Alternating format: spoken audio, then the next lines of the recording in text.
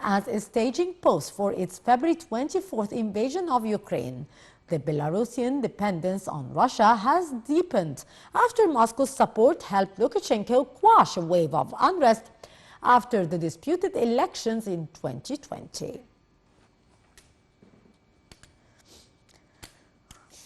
NATO chief Jens Stoltenberg said Wednesday that Russia was looking to stall the fighting in Ukraine over the winter in order to build up its forces for a renewed assault next year. The Ukrainian forces have been pushing a counteroffensive in which they have made significant gains in the east and south, including Kiev's retaking of the city of Kherson. More details.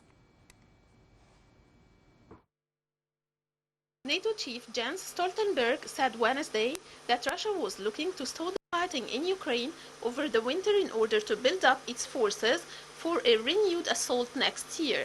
Ukrainian forces have been pushing a counter-offensive in which they have made significant gains in the east and south, including Kiev's retaking of the city of Kherson. Stoltenberg said NATO members were continuing their unprecedented supply of arms and support to Ukraine despite concerns that the conflict is draining Western stockpiles. Some of the fiercest fighting is currently focused around the eastern town of Bakhmut, which Russian forces have been attempting to capture for months.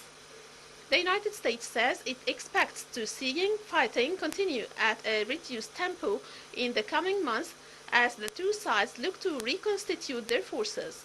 Stoltenberg said he had no more information about alleged Ukrainian drone strikes on air bases inside Russia after Washington insisted it had neither encouraged nor enabled any such attacks by Kiev.